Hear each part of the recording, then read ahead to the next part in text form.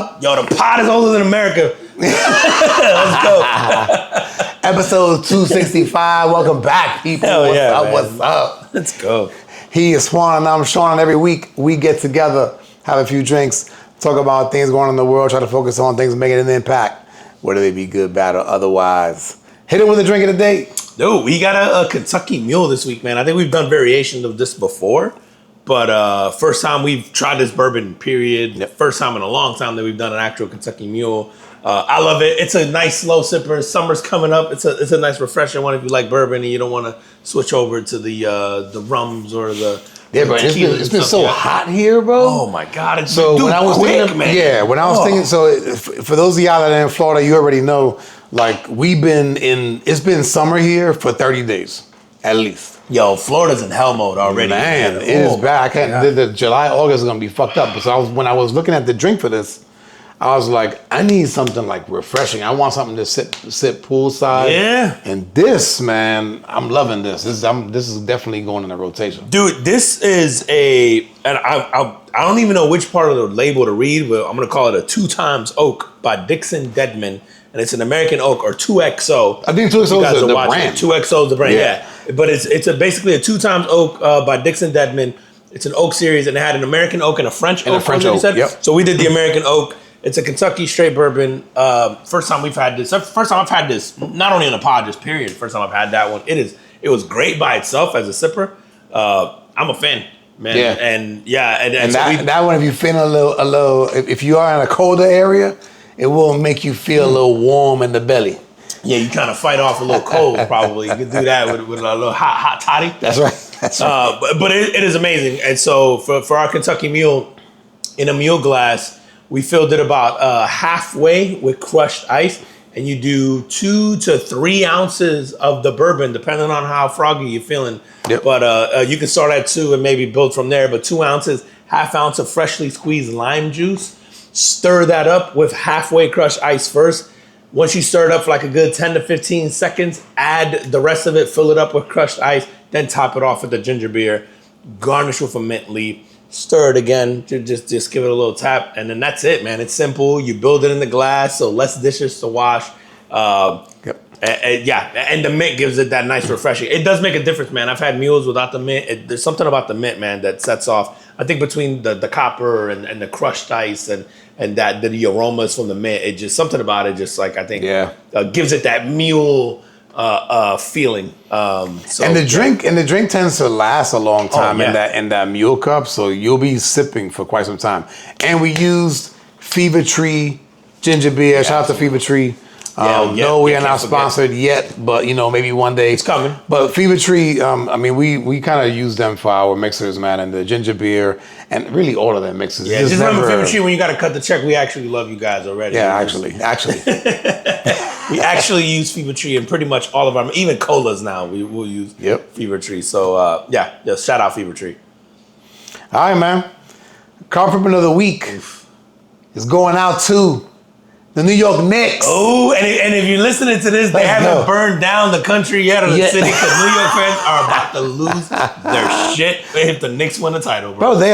So for those of you, I mean, if you're not a Knicks fan, and again, like, I'm a Magic fan. I follow the Magic, but like, I used to be a Knicks fan when I was in New York, and it's always been one of those teams where even when I switched over to the Magic, I just always sort of like follow them. Yeah. I'm just not overly emotional about them. Right. But seeing them on the brink of a championship, and they've never won a championship in my lifetime. So I'm 52. Yeah.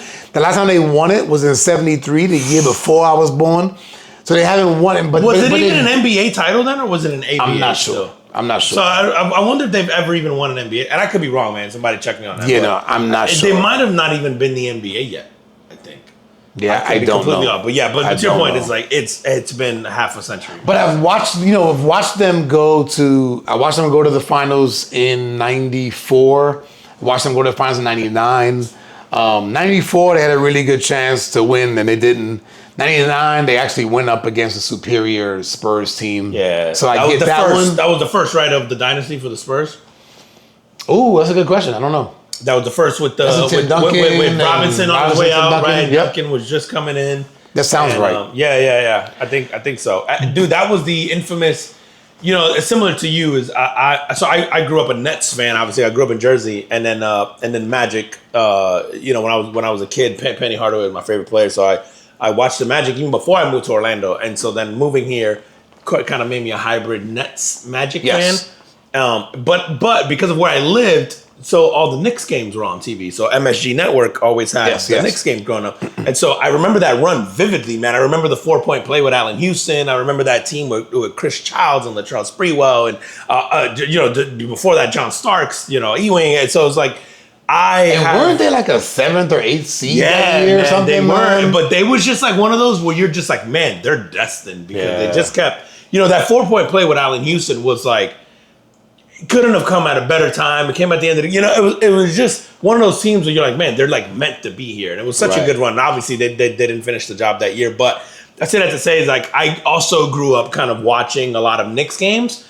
My fandom was with the Nets and then ultimately the Magic, but the Knicks are one of those where like I'll follow them.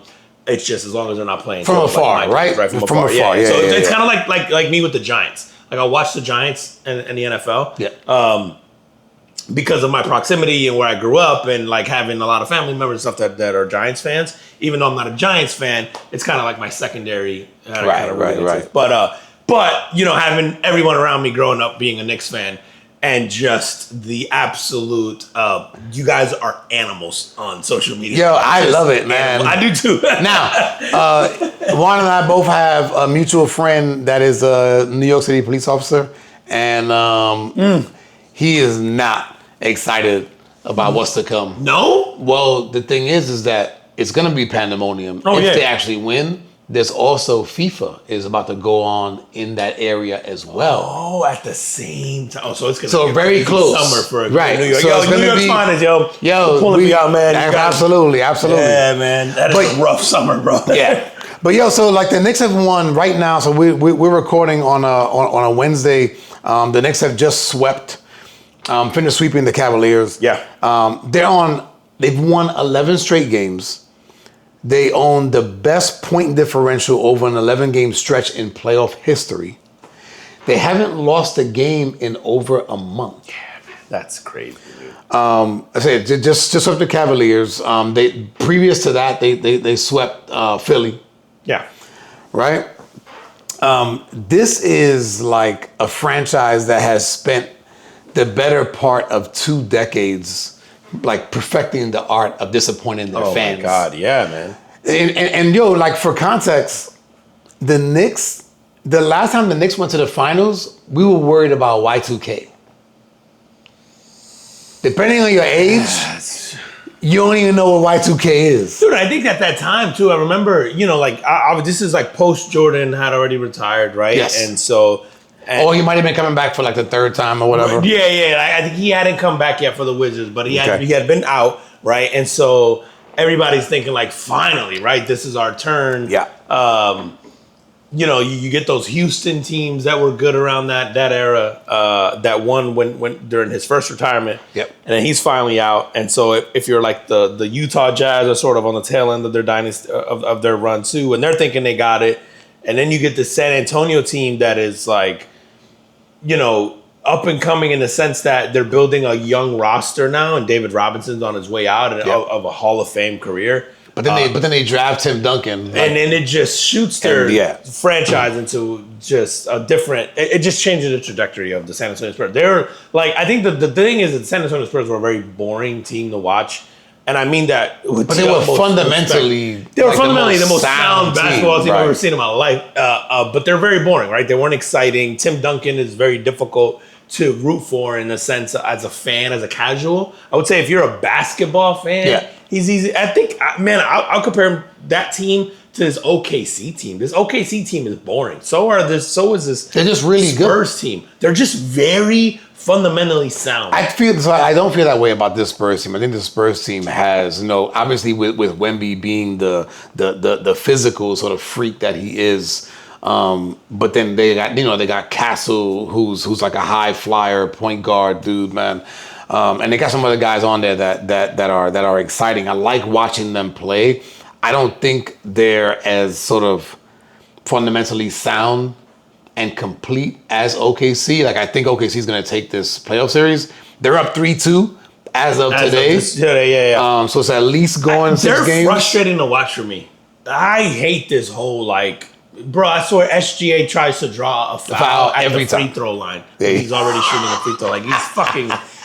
Dude, I also think it ruins the game because I think, you know what's crazy is that we have Wemby and we have SGA, who are phenomenal basketball players, right? Yeah. And who are probably the future of the league in the sense of the guys who are going to be competing for that conference and stuff for a long time. But they're not as popular as they should be, and they're not superstars, and I don't know that they'll ever get there because they're not American, and SGA is boring, and Wemby's too tall. And he's not American. And I say that, I know that sounds wild. He is. I think but he's very tall, but he's really like... He is, but I think you can't aspire to be 7'6". Like, I know you're going to say, he's very dynamic. Yeah, man, he is, bro. I get it. He's like a 7'6". Dropping fucking threes from 30, right? You know what I mean? So, and I didn't mean to cut you off. It's like, I knew where you're going. It's like, yes, he's a phenomenal talent, and it's absurd what he's doing. But it reminds me of, like, when Kevin Durant came out, it was like, you didn't have 7-footers who were handling the ball like that and could shoot at that level. But even Kevin Durant, I would say, never reached his potential of superstardom because it was so... It's so difficult to watch that as a casual fan and aspire to be that. And I think that matters. Like, I don't want to buy a sneaker if you're Shaq. But then how do you explain, LeBron's popularity? Because I think the difference between LeBron is like he's 6'7" and he's like a kid from Akron. Who do you know that's 6'7"? But I think so like Jordan's 6'6", right? I think the aspiration of the style of play is more relatable. Like Wemby being 7'6" and dunking without jumping isn't something that I can aspire to be. If I'm a kid, right, I'm playing at the playground, I can do the LeBron, I can do a wild move and aspire to be a high flyer and dunk, as opposed to like I get what you're saying. Like LeBron looks like a linebacker playing basketball, right? Like he's a freak of nature, but I think his style of play is achievable in the sense of like I see what you're saying. Yeah, but like remember Shaq was like, you can't back up and post Arvidas Sabonis and dunk on a dude without jumping. You're like 7'2". You're just so physically dominating. I think that's why Shaq didn't like sell shoes, right? Because it's hard to be like, I want to be that guy who wears shoes and buys jersey when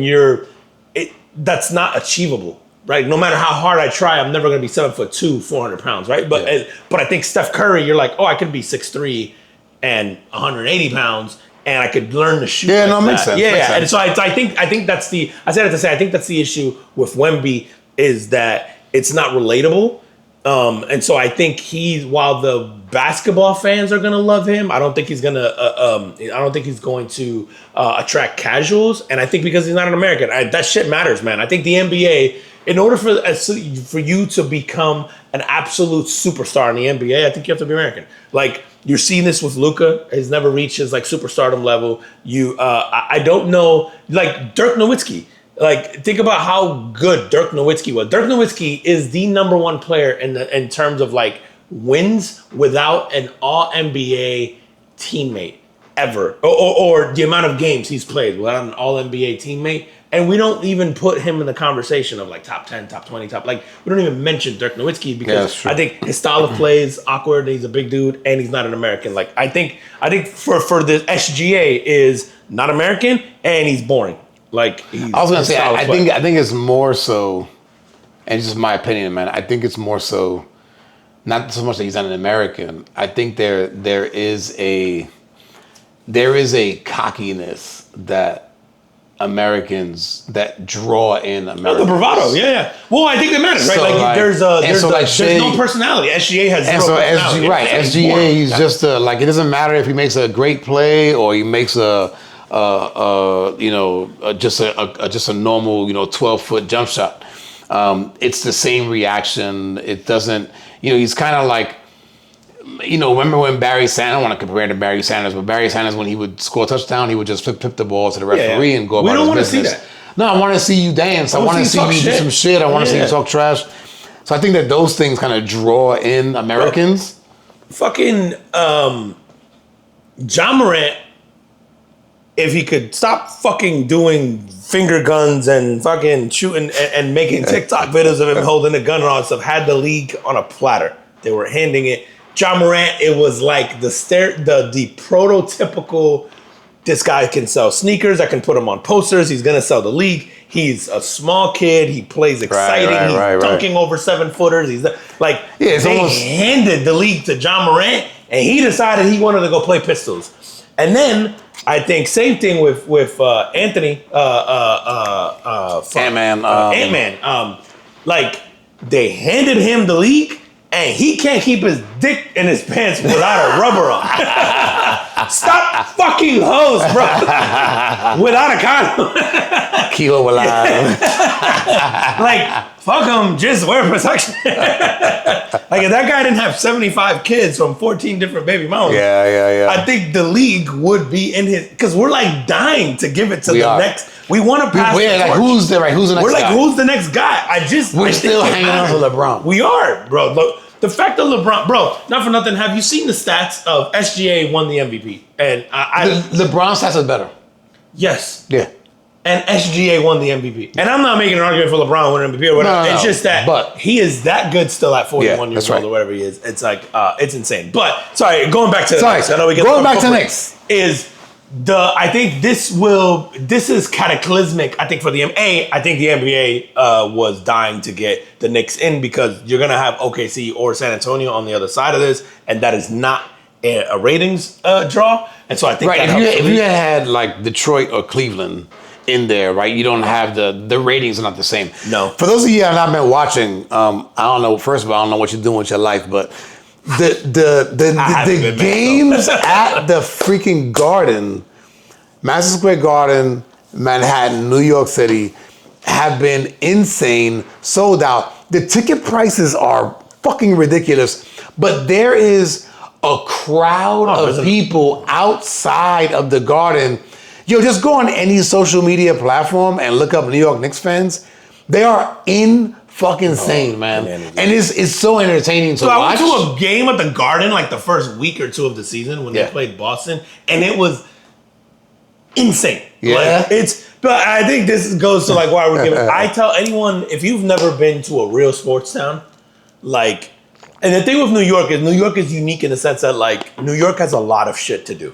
So like LA is notorious for this. LA will not support your sports teams if you guys suck. Like LA is supportive of the Rams right now and the Lakers because they're good. The minute those guys have a bad team, LA's not selling out. They're gone. It's empty. So and because there's too much shit to do in LA for them to support a shitty team. New York is similar in that sense. Like there's too much shit to do in New York.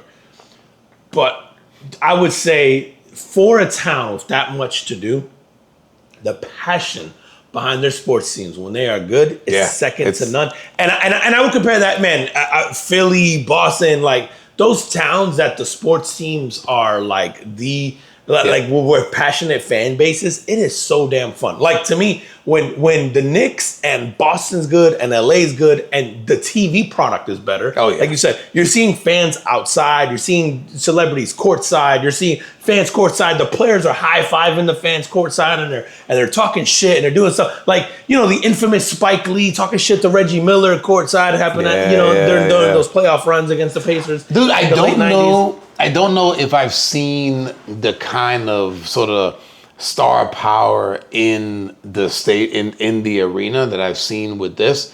So like it's so cool seeing the New York Knicks players of past, the John Starks, the Patrick Ewings, the Latrell Sprewells, Allen Houston, Stephon Marbury.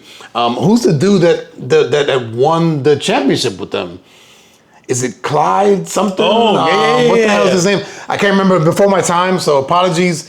But seeing these guys in there, besides the actors, right, that are in there and there's other celebs that are in there, it's like the Knicks of old are coming back because they're like, yo, like this team, they're almost destined. I fucking hope they win so bad, bro. I want it for that city, I love man. New York I want as a it city, for, and I might have to give it a visit in because if the Knicks win, I seriously feel like Times Square might be no just more. Want to be. It's just those people are gonna lose. Bro, it's gonna be so fun to watch. Bro, they're gonna. I can't wait. Just say goodbye to the Statue of Liberty. I feel like they're gonna take it down and parade it through the fucking streets of Davis Manhattan. is gonna be trying to sit on the torch, or not? And is it no Cat? Cat's gonna be trying to sit on the torch. and then they're gonna erect the statue of Jalen Brunson.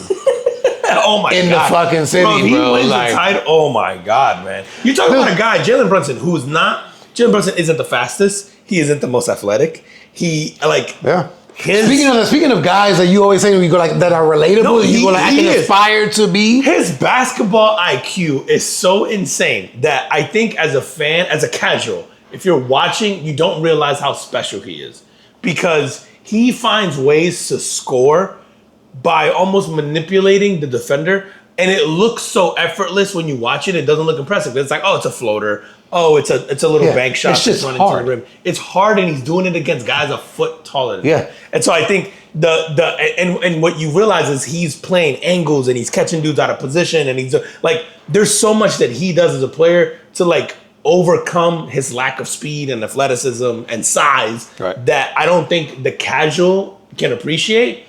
And so it doesn't look impressive on TV because it's like, oh, he's in the NBA, he should be able to hit that floater. And it's like, man, if you understood that the way he took that first jab step in order to get this guy, you know, like to get a defender that's a foot taller than him, going in the wrong direction, to buy himself an inch of space, to get that ball over this dude, and he's got to hit it. By the way, he's running full speed. It's like against another elite athlete.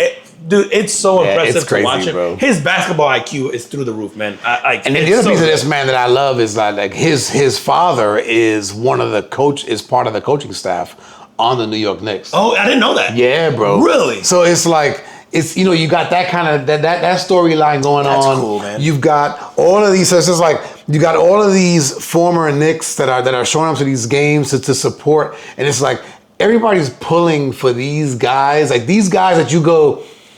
And any other time, you're going, that's not the best Knicks team ever. No, it's not. But if they win, they will go down as the best Knicks team ever, right? Dude, like that is. It's so hard to like not go, man, there is something about clicking at the right time, at the right place where, dude, and not for nothing, and this might be the recency bias, and admittedly, I haven't watched a lot of the playoffs. I was unfortunately at the game in Orlando where they blew that massive lead when they were down, when they were up 20 something, and then up 3-1 and up 20 something points in a clinching game. Yeah. And so I saw that. I've seen like a couple here and there, but I haven't watched any of the San Antonio, Oklahoma. Oh man, I've been watching them. Yeah, I've been watching them. And the Knicks, I think I watched one game. But I say that to say is just from what I've seen, the Knicks might have the best matchup in terms of the team that were left against OKC or San Antonio, because if you get San Antonio, you have to deal with the 7'6" perimeter guy who can shoot and play at the rim and do that stuff. And I think the Knicks have enough tall, athletic talent that they can throw at him, not just one guy. Absolutely. And then same thing with OKC is I think OKC's long and young and athletic and all. So like, and I think the Knicks have just enough to like disrupt that where it'll make it an interesting series. I don't think I think whoever they play, like I think if the Knicks play San Antonio, I think Knicks make quick work out of San Antonio. I think the OKC thing could go 7. I think and they could win because once you get to a 7, it's a 1-game deal. Dude, I think the Knicks would make quick work out of San Antonio. Dude, the way the Knicks have been playing, it's like, who are you gonna guard? Everybody's hitting. Like the bench comes on, the dude Shamit. Oh my God, man. I think he's missed like 1 3-pointer in the last 30 days. Yeah, it's just like these guys coming. It's like the starting 5 is all hitting. The bench guys come off and they're fired up and they're hitting. They're clicking on all cylinders. Mike Brown, who I do not consider to be an elite coach, but looking around at the remaining coaches, I'm going, that dude has the most experience. Dude, not only that, I would say that I did watch. So one of the games that I did watch a lot of was the comeback, the massive comeback that they did. Oh yeah, when they were down by 22. When they were down by 22, and I did watch that one, and his adjustments at the end of that game were like, they come from experience. Part of you went, why the fuck didn't you do this sooner? And then you go, is this one of those like chess matches where you go, I'm keeping this tight to the best? Because, dude, it went from James Harden being a factor to Mike Brown going, you're not going to do shit for the rest of the game, offensively or defensively. And by the way, Donovan Mitchell, you're not going to score or get a shot off for the rest of the Yeah, team. yeah. And it was And like it worked. And it worked, man. And it was like, okay, you know, and people will be like, well, why didn't you do that from the beginning? And part of me goes, okay, you know, there's adjustments that you make on the fly as the ebbs and flows of the game happen, right? And it's a chess match where you're talking about elite players and coaches, right, on both sides, right? Like as much as I couldn't even tell you the name of the coach of Cleveland. He's an NBA coach. You know, he's a coach at the NBA level. He's obviously elite, right? So there's a chess match there that's happening. I think Mike Brown, like, to your point, he's been around long enough where there's stuff that he knows, and it makes you wonder: is this like, did he implement this at the last minute? Was he saving this for a point in time because they're already up? You know, however, you know, and so it's like, okay, if I do this the whole game, I give them a chance to game plan for this. But was Mike? Who was the coach for Cleveland when they won? Was it Mike Brown? No, it was Tyronn Lue. No, Tyronn Lue. Tyronn Lue. That's right. But Mike Brown was the Lakers coach, I think, for LeBron for a period of time, and he was Not for the win, Cleveland. right? No, the win, the championship. The win came was off for the Vogel, the former Magic coach also. Yeah, but you might be right. I can't remember if he was a Laker head coach or assistant coach, but he might have been a Cleveland head coach. You might be right about that. I feel like he was But he wasn't the championship Cleveland head coach. It was I wonder, was he the coach for the first round? For the first time around with the nobody LeBron team, yeah, bro. That's a whole nother episode. But going back on the LeBron, like the whole LeBron Jordan debate, more and more, I'm going. It's not even debatable anymore, based on what LeBron had to work with, and based on what Jordan had to work with, and we'll have a whole episode of that one day. Yeah. But and that's not to minimize Jordan's greatness. Jordan is. I still think Jordan is if not it's one and two. I just think that there's an appreciation that we need to have for LeBron in terms of carrying a team. I think I sent you something this week where like Nick Wright, and this is the argument I always make. Yeah, I've seen that one. I make this argument with people all the time was when LeBron left Miami, they couldn't make the playoffs in the East with Dwayne Wade and Bosh. When people try to use Dwayne Wade and Bosh as like, well, he had Dwayne Wade and Bosh. They say, he had to go to super team. He did it.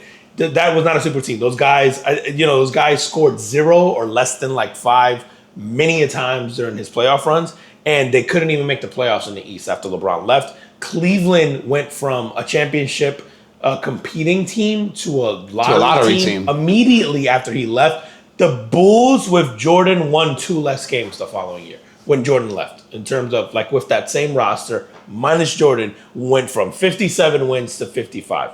And still kept it in like the 50s, I think, or high 40s. They still went to the playoffs and they ended up losing to the Magic. But and that's not a knock on Jordan. Yeah. Jordan's supporting cast was always, I think, better than LeBron has ever had. Plus Hall of Fame coach. Yes. Plus, right. LeBron has always been the best coach on his team. I think if you think, bro. I think LeBron has always been the best coach on his team. That includes Mike Brown. Maybe that's why he was good at making these adjustments. So, bro, speaking of LeBron, man, so, OKC, obviously they're going against the Spurs right now. OKC, they wiped out the Lakers. I want to say it was like 4-0, right? 4-0, yeah. 4-0. They made quick work of that. But one of the stats that I saw that was funny, man, was like most of the players on OKC were born after 9/11. Oh, damn. Meanwhile, LeBron is 41 years old, carrying the Lakers to the second round of the playoffs. So LeBron was born, what, 85, 84 then? My math is going to be fuzzy right now. You're the finance guy. Wow, yeah. 85 or 80. I'll be 40 this year, and I was born in 86. So. There's rumors, and again, it's just rumors. I don't think it's going to happen, but there was talking about rumors of LeBron possibly joining the Wizards, who have Trae Young and AD. So it could be interesting, but I don't think he leaves LA. Yeah, I would agree. I think if you're LeBron, I think at this point in time, if he wants to keep playing, I think what do you call that? Quality of life is more important. Yeah. And I think living in Los Angeles with his family, obviously he's got kids in college and he's got kids in schools there, I'm sure. And he's got a life established in LA at this point. He's got like production companies and he's got all these businesses and all that stuff. Right. I think, the only other thing I can think of that he would do would be the Cleveland run. because they're one game obviously from the finals, and he goes, okay, if you keep that roster intact, I come in, do you add another piece and we make a run? And do you go, the East is depleted, like it's an easier run out of the East than having to deal with San Antonio and OKC out of the West and Timberwolves and like all these. So the only thing I can think of is that he goes, I want to finish where I started, and he goes and makes a Cleveland run. Is the only, but yeah, you're right. I think if I was betting on it, I would say LA.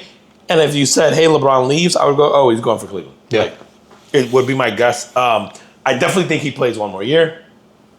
And I definitely think, I'd be very curious to see if the Lakers keep their GM in place. Because I saw LeBron kind of take a kind of a pseudo jab at the GM on the way out. In his press conference, he said, I'm going to paraphrase here, but he basically said, we went as far as we could go with the talent that we had on this roster. Yeah. And that's like you. And so the Lakers got sold, right? So the Lakers were sold. There's a new ownership, like multi-billionaire ownership group in control now. And so I wonder if that's his way of telling those guys, hey, you need to make some front office changes if you want me to come back. By the way, I was the best player on your team, and I'm your 41-year-old guy on an expiring contract. And so, like, part of me wonders if that was like a subtle kind of like little jab at Rob Pelinka to say. That's the guy's name. I couldn't remember. Yeah, I call him Rob Lowe. I can see his face. Rob Lowe's the GM of the Lakers. But I don't know. But that's a lot of fucking basketball. Yeah, let's see exactly. But So Knicks, man, if you're not a sports fan, or if you are a sports fan from a city or a state, I would say if you're into professional sports like Florida, go do yourself a favor and go watch a game in Philadelphia at some point in time. Go watch a game in New York City. It doesn't even matter what sport it is you will see fandom on full display, and you will have fun. It is the best. People are so fucking passionate about sports. Yeah. And the New York Knicks, I think if they do this for this city with this fan base, who has been like, the thing is with the New York fan base, it's similar with the Knicks fan base, it's similar to Yankee fans, is they will fucking bury you when you lose, but when you win, they will make you feel like you're the greatest human being that's ever lived. Yeah. And it is so fun to watch. So and NBA Finals tip off on June 3rd. So no matter what, right? No matter what. No matter what. 6 or 7. That's right. No matter what.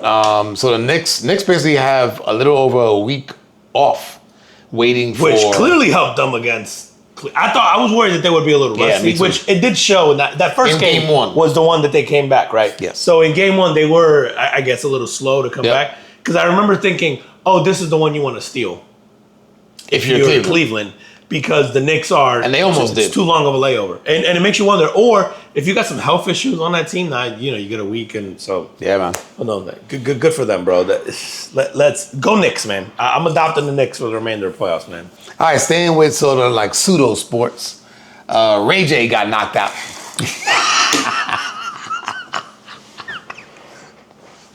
You heard that right, folks. Ray J was fighting a YouTuber, Super Hot Fire. Yo, is that his real name? I saw the thing. And I was no, obviously not his real name, but yeah, that's his like handle or whatever. Yeah, Super Hot Fire. Super. So why is this person? It's a YouTuber. What kind of content? To my knowledge, man, he used to do like these like rap battles where he would just say almost like dumb shit, but like the guys around him would be like, oh, it would be like one of those. So it's like funny where that's like, it's like funny. Okay. So that's the only one thing that I know him for. Okay. But they had like a celebrity boxing match, and Ray J got knocked out. Yo, bad, bro. Yeah, but the way that this shit went, it was like first round, it wasn't like Super Hot Fire was kind of staying away from him, didn't really throw anything. Second round comes around, he hits him with the shot, he gets knocked out. But the funny shit was afterwards when they interviewed Ray J, he goes, "Yo, like he fucked up. We had a deal going, and he just lost us a lot of money." Which it's a rig. Which is kind of like it's rigged. I didn't realize that. Yeah. He's in the hospital, bro. So that's the other thing.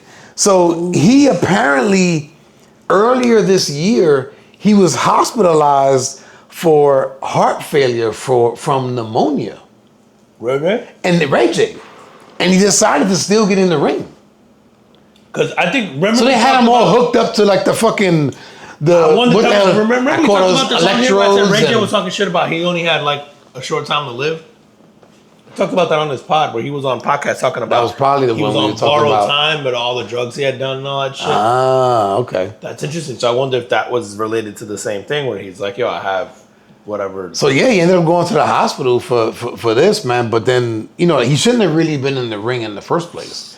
And I think on his social, there was a clip of, like, I guess his boys in there going like, yo, like, we told you, you shouldn't be in the ring anyway. Like, I'm glad you're okay, but like, what the fuck are you doing? Fuck, man. Yeah, dude. But now there's an investigation about the whole... yeah, whatever. He was probably out of his fucking mind from getting knocked out. He talked this shit. Oh, man. And there's already speculation, right, that a lot of fight sports is rigged, right? Most people already feel that way, and probably rightfully so. But Ray J, especially for these unsanctioned sort of like celebrity matches, he might have fucked up the bag for all of them. Yeah, maybe. Because now you're going to go all these rigged? So that match, it was licensed by the Nevada State Athletic Commission. Oh, wow. So they have to investigate. So they have to. Oh, you absolutely have to, man. Yeah, bro. Bro, and I mean, and sort of similar to you mentioned pneumonia with Ray J. Kyle Busch, NASCAR man, passed. Oh yes, and was he 41? 41 years old, man, and he passed from a case of pneumonia that turned into sepsis, which is what? Basically, your body's poisoned. You have a bacterial infection. Listen, I'm slow, but like sepsis is basically your entire body, and then your bloodstream becomes poisoned from whatever infection you have. Okay. Like it just enters your bloodstream, and now it's like kind of out of control. Screwed. Like you're screwed. And so when they said it was like about a pneumonia that turned so serious, and then they said within 24 hours of it getting sepsis, it became very aggressive, and obviously he subsequently wound up passing away. Fucking tragic, man. Like you said, 41 years old, pro athlete. Like whether you guys.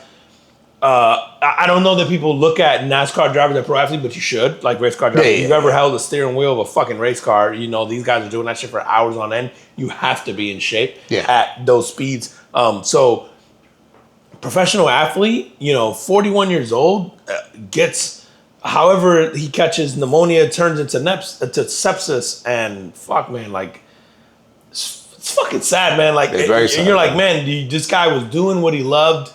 And then the next day he wasn't here anymore. Like he actually, when they called the ambulance, and I guess when his body kind of went into, I don't know if I think you go into shock is what happens when you're essentially your body gets poisoned, you go into shock. He was actually in a simulator at their team headquarters. Oh wow! Practicing for this weekend's race, or last weekend rather, race.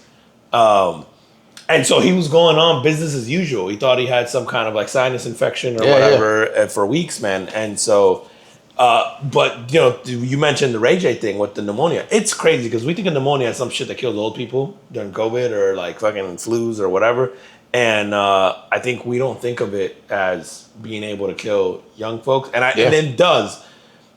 But I don't know that it's the perception of it or the how serious. No, I would never think of anybody. It's crazy, man. So just sticking with that Ray J thing, it's like, man, this could be so much worse for him if he gets this, seeing what happened to Kyle Busch again, a pro athlete, and Ray J is most definitely not, and you get pneumonia, and so it could have been so much worse. But yeah, man,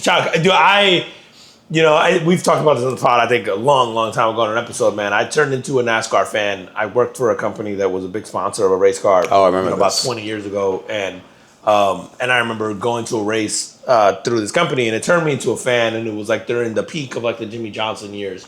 And so I became kind of a Jimmy Johnson fan. I watched all the races. But Kyle Busch was up and coming at that time.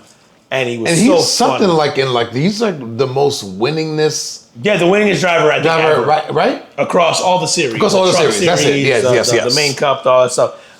But he was known to be kind of like a hothead and a shit talker. Oh, and so that was like his thing. Was like, yeah, me too, man. And I think it's like you either love them or hate them. And I talk so much shit that I kind of just gravitate towards the guys who talk shit. Yeah, and so he was one of those guys where like if he was battling your guy, you kind of didn't like him that week, but. I appreciated the shit talking and how he stood 10 toes down on his shit, and And so, you mentioned the whole thing in the morning, so I'd be remiss to say, like, man, shout out. No, it's good, man. Kyle Busch. And he's number 8, right? Yeah, number 8, so in which they retired, I think. Well, no. So they sort of semi-retired it. They took it off of the car. Yeah. They put number 22 on it, and there's a replacement driver for him.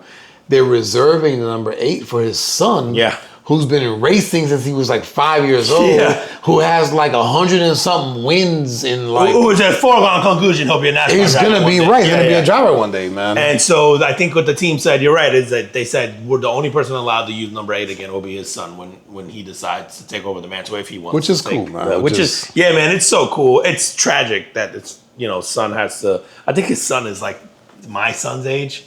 Oh, and so it's like, man, the thought of like that kind of I don't even want to call it pressure, but like, like knowing who your dad was, and try to live up to that. Yeah, right? You think about the last time really it was like Dale Earnhardt was like active driver that died, and he died in a race, right? And so but Dale Earnhardt Jr. was already racing at that time, right? So it's like a little bit different because he's an adult.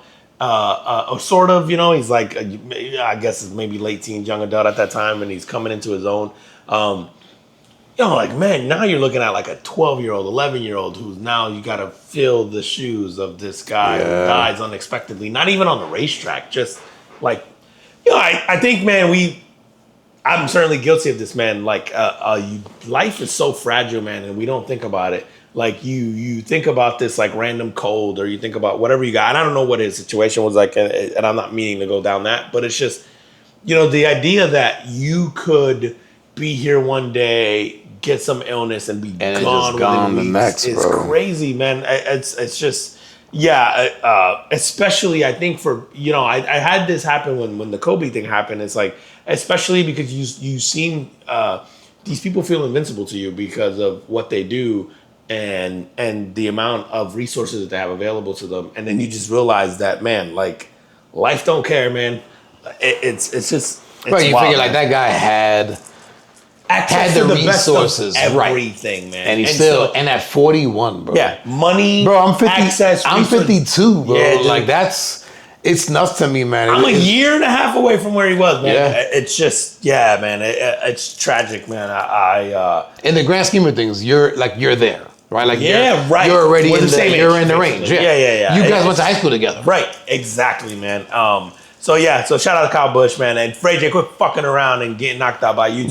Yeah, man. Keep going into showers with fucking Kai Cenat. Yeah, Kai Cenat, or keep making videos with. I think Kim is single these days. Oh no, never mind. She's with Lewis Hamilton or whoever, but. I don't know. Right? Find the next up and coming chick. Make a video.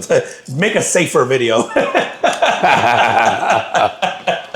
Yeah, we don't need to see you get knocked out, Brandy, brother. I don't want to watch Ray J get knocked. It's funny, man. There's celebrities where you go, I'd like to watch them get knocked the fuck out. Ray J's not one. He's not one of them. He does. Ray J's entertaining. I like Ray J, man. Yep, he's funny.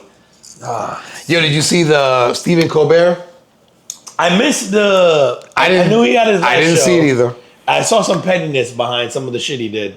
So the late show with Stephen Colbert, final episode aired on May 21st, and he kind of went out with like a little bit of a bang. He had some sort of theatrics that was done on the last day. But the funny part about this is that I think it was 2 years ago they offered him like a 5-year extension. Yeah. And then CBS came out and was like, this is a financial decision. But it came on the heels of Colbert talking shit about Trump. Yeah. And it's like, man, so is Trump, is that the pressure? Right? And it's like, well, didn't his boy buy CBS? Is that what happened? Oh, I don't know. Is that right? Not Larry. I was going to say Larry, but didn't somebody Google? But there was a settlement between Trump and Paramount Global over that 60 Minutes interview. Let me see. Yeah, no, there definitely was. And, but bro, it's like it's the most popular late night host. Like it's just not a financial decision. Let's see. Yeah. No, it was definitely due to whatever fuckery. I gotta be careful, I guess, if I say definitely. Listen, clearly Stephen Colbert pissed off the wrong or right person. Okay, so I got it now. So it's owned by Paramount Skydance Corporation, right? Who it's is? CBS is. There you go. Which the ultimate corporate control is held by David Ellison, who leads Skydance, and his father, Oracle founder Larry Ellison, who bankrolled the $8 billion acquisition, who are all buddies with Trump. Yeah. So I think, and that was the beef with Stephen Colbert, is he had done some controversial shit about his criticism. This is what happened with Jimmy Kimmel, is that he had made the comment, they're taking him off the air. During that time, the acquisition was in play, whichever acquisition. And so there was talk that, like, was it going to get blocked because Kimmel was on the air, and there was all this controversy. It's like, I think what we're witnessing is like one of the most corrupt administrations, and they're sort of like using their power to bully companies into doing what they want. And I think we've always had a version of this, but it was never so kind of like what's the word, like brandish, or just like, bro, blatantly out there in your face. You know, is it the administration, or is it basically like billionaires just looking out for each other? Like,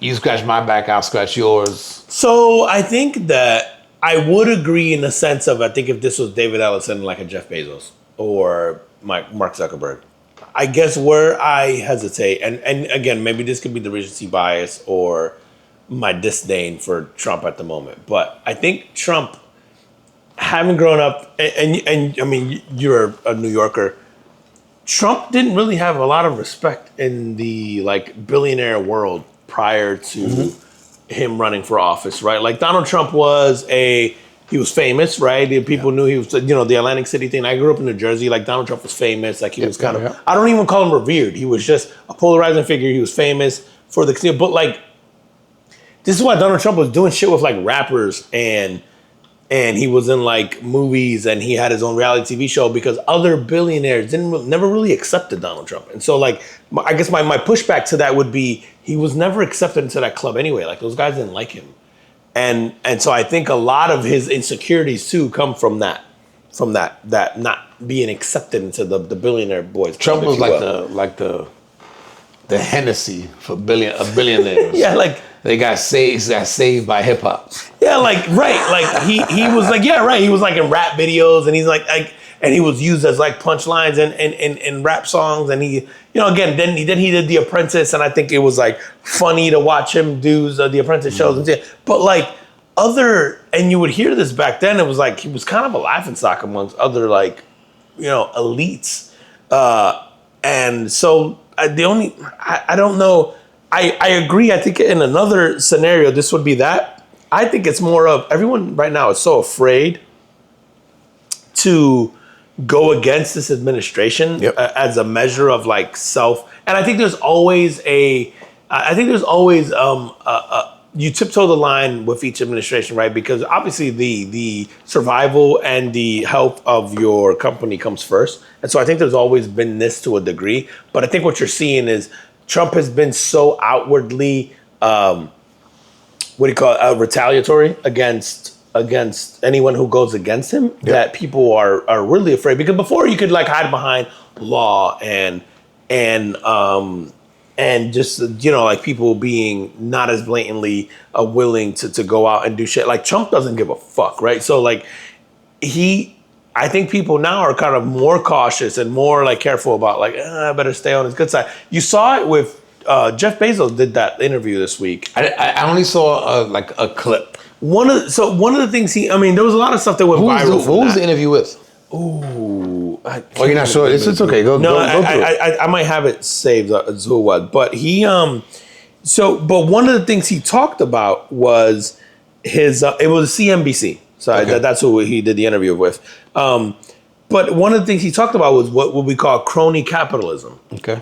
And it was basically there's way too many. So basically, corporations have way too much influence in politics. Meaning, like, should your buddies who run corporations or own corporations have this much access to political cachet, like in terms of like should you be allowed to give that much money? Should they influence policy? Should they do like he's like the problem? Yeah, like if you want to beef with like Trump's doing that now, it's like, but the problem is it's a policy we have in place that allows that to happen in the first place. Right. There's like, and so that was one of the things he mentioned was I want to pull the quote is.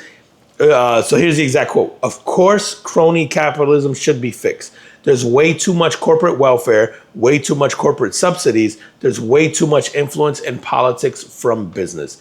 And this is someone who benefits from that, right? Yeah. I'm sure Jeff Bezos benefits from the crony capitalism of I'll scratch your back, you scratch mine. You're in office now, and Jeff Bezos, and I'm sure Mark Zuckerberg and every other billionaire has to do this with every administration that comes in, and that's why I don't even get pissy when these guys are buddies with whoever's in office now, whether it's Obama, whether it's Trump, whether it's Biden, whether it's like you have to play the game, and I get that because I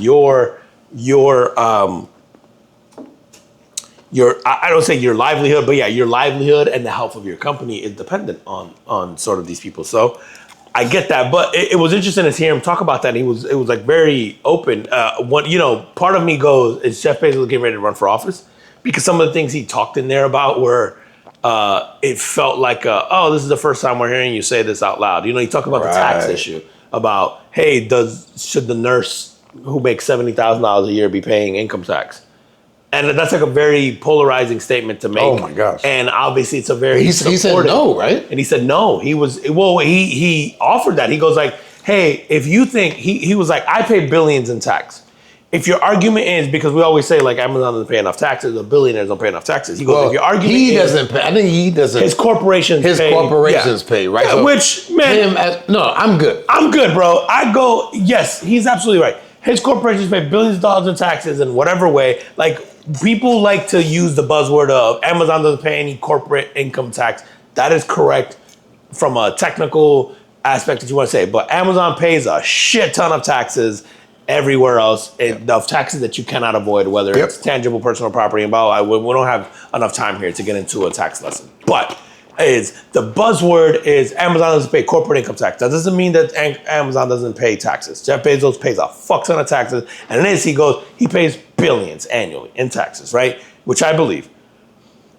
So his thing is, if your argument is that I should pay billions more, that's fine. We can have that conversation. He can obviously afford to pay more. Right. It's like, but if you think that money is going to go into the hands of the janitor or the school teacher or whatever, he goes like, that's not accurate. That's not what's happening. It's like, if you want to give the federal government more of my money, cool. But what you think is going to happen isn't going to happen to that. That's not the system that we need to fix. We need to fix shit like that. And obviously, there's some sort of like self-preservation in there from Jeff Bezos, right? Like he can't.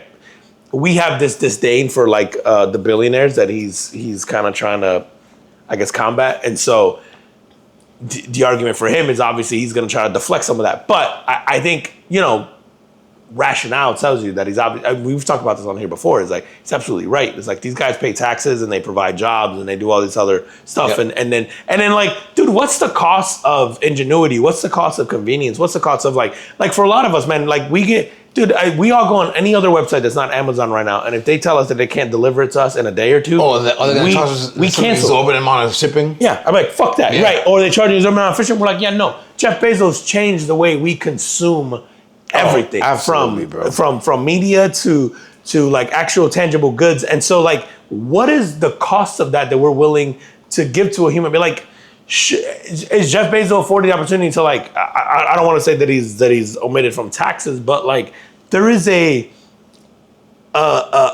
guess a benefit that he should have for being this producer of this level of convenience, of capitalism, of infrastructure, of jobs, of, like Jeff Bezos is an economy in itself, like probably larger than most countries, right? Yeah. No, man, and it never ceases to amaze me, like when I go and look for something on Amazon, how it's when it goes, oh, get it today. You're like, how? Like, but then what I look at is like my kids don't know a world where that doesn't exist. Right. Yeah, he changed that. Which is crazy, right? And it's all because of him. And it's all because of him. And so I think there's a price that we should be willing to pay because I think, to your point, your kids are no different. We take for granted the convenience that his sort of investment in capitalism and in policy and, because I'm sure that in that, and I'm just going to like use a hypothetical, in order to get us that within a day or two, I'm sure there is some red tape that he had to cut in some kind of policy that circumvents some kind of law in transportation or whatever that used to exist, or in labor laws or whatever it was. And and we're good with all of those. And we're good with everything because we're like, well, I got my floss in 2 hours from thinking I didn't have to leave my house. Like we're really quick to point out the like, oh, he doesn't pay taxes or whatever. Like, but we never take a step back to go, well, what is the thing that he's offering to society as a whole? And like, you want to argue, is it saving fucking puppies or the environment or whatever? Like, that's a completely different argument. I think what I would say is that what he is offering is far more useful to us on a day-to-day basis. It's useful and it's valuable. And I would think that if you presented people with the scenario, not the reality, but the scenario, and you go, hey, if person X produced this and it allowed everyone to sort of shop at lower prices and you get it delivered to your house and it comes the same day and sometimes it's airlifted to your house, does that person deserve special treatment, or do they deserve to, we'll just put it that, not to pay taxes? I think everybody will go, absolutely. If you innovate like that, you should get treated differently. Yeah. But then when it happens, then it's like, oh, he's the evil billionaire. Well, I think because there's the billionaire attached to it, and we have an envy of wealth, I think, right, in society, because we've created this have-nots. And I also think this fucking tinfoil hat guy, I think this is the way the system, quote unquote, I'm going to use that loose, wants it to be. Because as long as we're distracted and we're blaming like a Jeff Bezos, we're not going, hey, what the fuck are you doing with Jeff's money? Right. Like Jeff said, he gave y'all billions last year. Where's that going? Can you give me an itemized breakdown of where's that going? What did you pay for? And now, granted, there's an argument to make for our government in the sense that there are things that there are conveniences that we enjoy every single day, and you don't realize them until you go to another country. And dude, I was in the Bahamas a couple weeks ago. We're driving down the Bahamas, and we're seeing, within a mile of the port or less, it is a shithole in Nassau, right, of the cruise port. There are buildings falling apart. The roads are flooded. It's a rainy day. The shit's collapsing. The part of me goes, there is more than enough money that gets brought into your economy because these cruise ships are landing here on a daily basis. Yeah, right. Every single day, these cruise ships are landing here. People are flooding your streets to spend money. There are Rolex stores and David Yurman's and high-end leather goods and watch stores and whatever. And like people are flooding here and they're buying shit from your souvenir shops and they're buying shit from your high-end retailers and then they're paying cruise fees or the port fees and all this other stuff. And that money should be reinvested into that infrastructure and that economy for those local people. And like, sure, your port thing is nice. But it's like, what happens to the block immediately outside of that? It's a shithole. And so you're like, what are you guys doing? And I don't know enough about Bahamian politics to, I don't want to speak. And we were talking a little bit to the driver about this, and they had just had an election and all this stuff about, and he had mentioned sort of that some of that was brought up about like fixing some of the infrastructure and that sort of thing. But like, I looked at that and I went, oh, I don't have to worry about this shit where I live. Like, we get potholes, but it's not like every road and the whole thing. Like we have highways that are, for the most part, they're pretty functional. The roads are smooth. Things aren't falling apart. It's not flooded. Like, I live in a neighborhood that gets flooded. They're really good, for the most part, it's good, right? Like, and so those are conveniences that we enjoy because of our tax dollars that we don't necessarily attribute to that. Yeah. Yeah. No, very true, man. Yeah. How we doing on time, bro? We're right at about an hour. All right, man. Yo, you want to talk about the Hispanics? Talk about our people. I think loving Hispanics. I think that we need to close this episode with we're gonna call this segment Hispanics and Insecurities. I had a whole stand-up special based on this. Coming soon. So I saw this and I had to share it. So first of all, damn it, I had it up. Give me a second. I saw this thing on IG and I'm like, and it was actually on a page that's actually called badass.mexicans. Okay. But it's very relatable to, I would say, sort of Latin American culture. Okay. So this post said, Mexicans, and we'll just replace Mexicans with Latin Latinos. Americans, Yeah. Latinos, will take your biggest insecurity and make it your nickname. Haven't we talked about that on this show before? Well, I know, because when I saw this, I thought about you. Because you said that there was a point in your life where you were confused. You thought maybe your name was Pendejo. Yeah, I thought my name was Pendejo until I was in like kindergarten, bro. Teacher was taking roll call. She was like, she kept calling my name. She's like, Juan. I was like, and she's like, is that not you? I was like, nah, I'm Pendejo. With a J. It's exotic. I'm not from here. So I gotta hit you up with these. So that post generated some of these comments, which were fucking great. So a kid in my city is called Simba because his uncle killed his dad.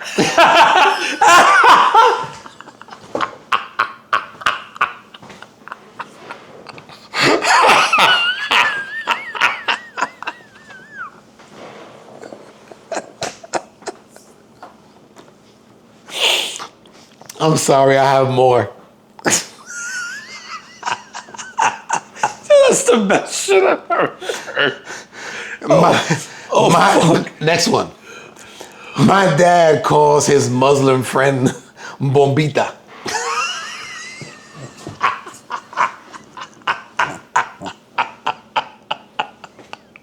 Accurate. I love the internet. Oh my God. Yo, that's so true, man. So, oh my God, bro. I saw someone who tried to hang himself, but it didn't work. So now they call him La Piñata.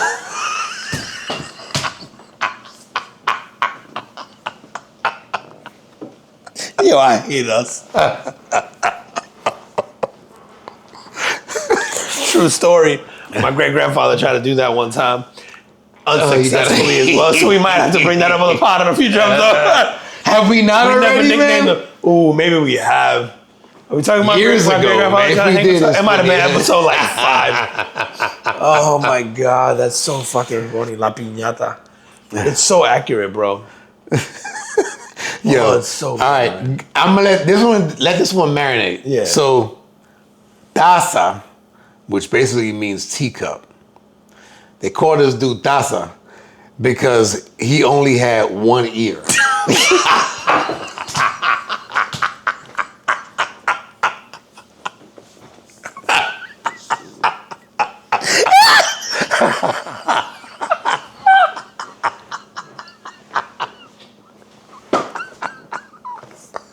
Oh shit. I love us, bro.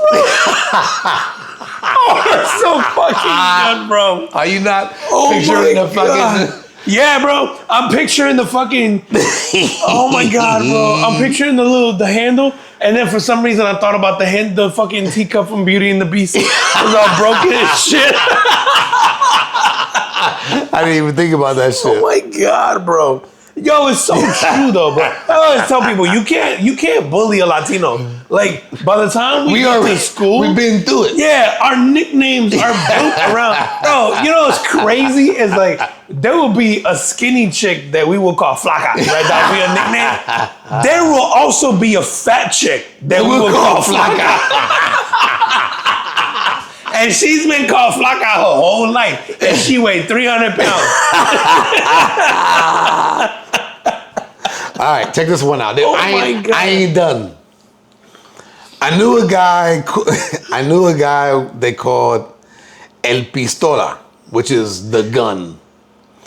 Because he was missing the ring and little finger.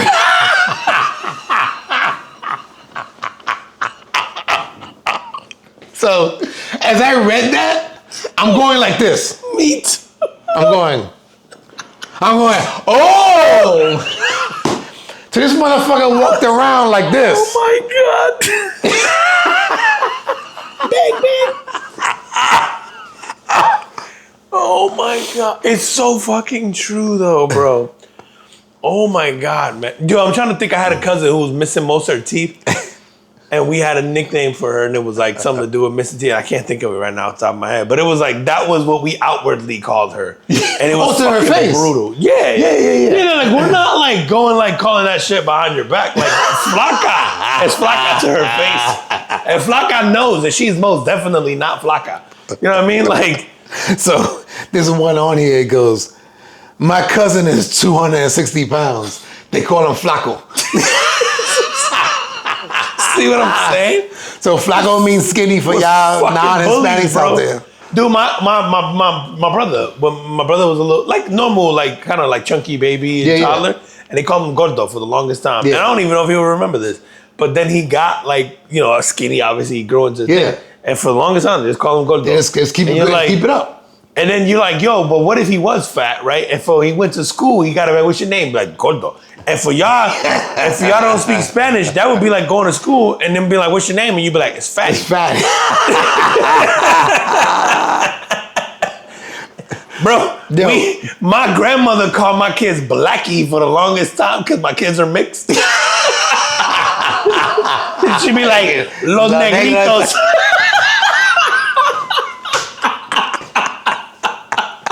I'll be like, I don't think you're allowed to say that. Dark. They're not dark at all. But she knew they were mixed, and she's like, Los Negritos. And I'm like, hey, I don't know if I'm comfortable with that. All right, here we go. My cousin is bald. We call him El Peludo, which is like the hairy one. Yo, my godfather was hairy as fuck, right? He had this long, luscious ass hair, and they called him Peluca because of that. Because of the hair. But that motherfucker's bald now, and he got like the ring, and then the long, and they still call him Peluca. It's like that ship sailed a long time ago. He got the Hulk Hogan. You know, Hulk Hogan had the long on the sides, and they got the thing. He got that shit, and it's still mad long. It looks horrible. The nickname still stands, bro. Oh my God. All right. Next one. This is one we talked about before. This is one I was telling you. So they had a friend who they called him Batman because his parents died.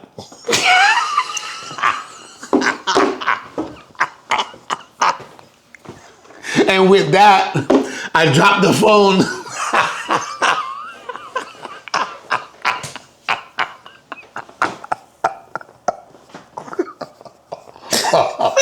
I love us, yo.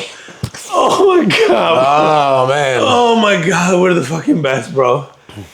So good. I mean, them shits were so funny that I'm trying to think of the ones that I knew or that I had. We used to have so shout out to. Oh my God, man. So in my childhood, we had a friend who was a really big kid. Okay. Right, and his name was Hector, but we called him Fat Heck. Oh yeah. Okay. They still call. I haven't talked to him in a long time, but I believe they still call him Fat Heck, like to his face. Yeah. Oh, so I have friends like that too, where it was like fat, whatever their name was. Yeah. Like more than one. Yeah, to their face. It was like, oh, fat. And then sometimes it was like because you had two of them, and so you had to distinguish between the two. And it'd be like, yo, you're Josh, but you're Fat Josh. Because, yeah. And like you said, to their face. Yeah, damn, I do got friends like that, man. And then I had, I'm trying to think of who I could even say that it wouldn't throw off. I might have used Cracker in front of some people's names before because it was like I knew. Oh, I like, knew like a Cracker name. John or something like that. Because I knew them, and then it might be like it might be John, and then the other John might be a black dude or Latino, and then there might be too many Johns in the group, and I might be like Cracker John, and then and then I don't even want to say what I was calling the other one, but.